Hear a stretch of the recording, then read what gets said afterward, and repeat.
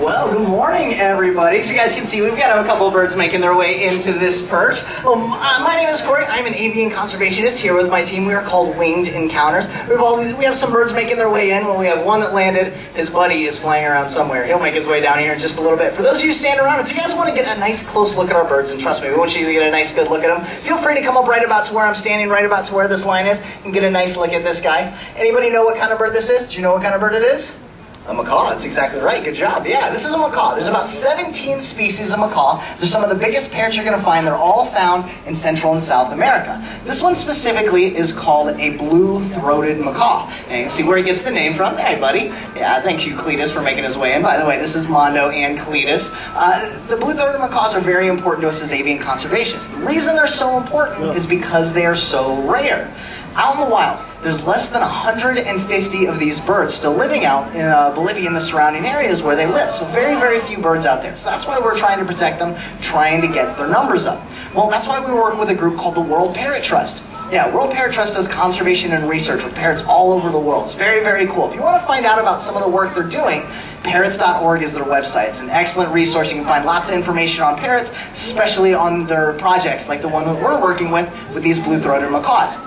What we're doing is we have a breeding program of these birds. We have lots of birds, about 40 birds in this breeding program. Later this year, we're going to send about 7 of those birds. 7 more are going to come from the United Kingdom, be re-released back into the wild. Hopefully they'll join in with those wild flocks, make some families, make some babies, and then hopefully we'll get a lot of these numbers up. But they're not the only parrots that have problems. We want to show off as many as we can. You probably hear some as they're making their way in, flying nice big loops. We've got a bunch of them that'll hopefully be making their way. There they are. These are 2 green-winged macaws flying low into the trees. We got a whole bunch more. They're hopefully going to be flying in. I heard them screaming, but that doesn't mean that they're going to arrive here.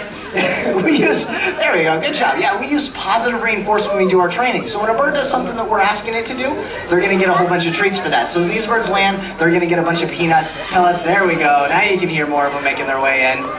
Some of them are just a little bit behind. Very cool. They're going to make some nice big salute. But as soon as they land here, they're going to get a whole bunch of those treats.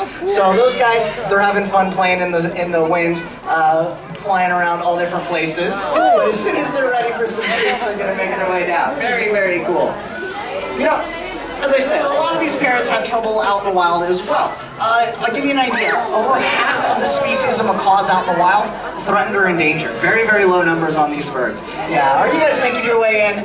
Yeah, there we are. They're going to land in trees. As I said, they kind of do what they want. So if they want to sit in trees for a little bit before they come down, they're free to do that. But you know what? They face a lot of different problems. Does anybody know what the problems that a lot of these parrots face out in the wild are? What do you think?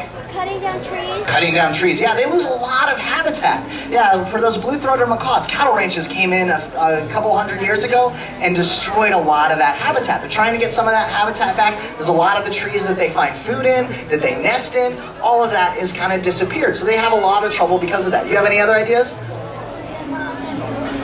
Killing them. Yeah, there's a lot of poachers out there. Some of the poachers go out, they kill these birds and they try and take their feathers. So because their feathers are so beautiful. But the biggest problem is the poaching is when they take them as babies out of their nests. What happens is they go out into the wild, they find a nest for a parrot, take the babies out, they smuggle it off mostly to the US or to Europe, but all over the world, try and sell it on the black market. It's a horrible problem for a lot of the parrots all over the world. Very, very low numbers because of that. Well, here's the thing though. Even if they come from a breeder, which all of these birds came from breeders in the area, even if they come from there and they come into a home, they're still a very difficult pet. Anybody know why a parrot might be so difficult? What do you think? Because they they're not in this area. Yeah, they don't really live in this area. They kind of find their own way. When they're in a house, they can fly all over the place. Yeah, they can make a mess all over the place. You might be able to see these big beaks that they have. They're very destructive. Yeah, those beaks are made to be able to chew on seeds and nuts and things like that. So they have to chew on things to keep their beak from overgrowing. It's normally what they do in the wild. Well, in the home, what do you guys think that they're going to chew on? Furniture. Yeah, furniture, walls, baseboards, things like that. So they can be very destructive. And because they can fly, they can chew on things that you wouldn't even expect them to get to. But they can be very destructive that way. The other thing you might have heard as they made their way in, they're really, really loud, aren't they? Yeah, they scream a lot. Yeah, in the wild, they do something called a contact call. Basically, if they get separated from their buddy and they're almost always going to find them with the buddy, they usually scream to find that lost buddy. So they scream, wait for their buddy to scream back, they can find one another. Who are they screaming for in the home? Us. Yeah, it's us. They're screaming at us. They're trying to get our attention. So if they scream really loud and we don't respond right away, there's a good chance that they're going to start screaming more and more and more and louder and louder and louder until they finally get our attention. And that just means next time they're going to scream that much louder and for that much longer of time. So it gets really bad. I know some people have them as pets. They've learned to scream for hours on end. It's pretty incredible how loud a set of lungs these birds have. It's pretty incredible. But you know what? These guys are very, very cool. And one of the biggest things that we like to tell people is just that a big part of being able to help conserve these guys is to help, not only help them out, but to get the word out. Well, what we're doing is we have, if any of you are taking pictures right now, see a lot of cameras, well, if you use social media, there's a hashtag that we're trying to use to get the word out about how important these are so people can see them. It's called, if you go to hashtag Disney's Wings for Wildlife. Post your pictures, post your videos. We'll try and get the word out, try and get as many people out here to understand the problem that they have. And another cool thing is, well, guess what? For all of you who are here, you've already helped these birds a little bit.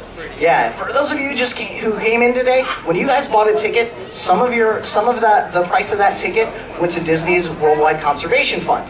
What's really cool about that is, well, that money goes to projects for conservation all over the world. So you guys have helped out already, you've already started, so we just need to keep working to kind of help these guys.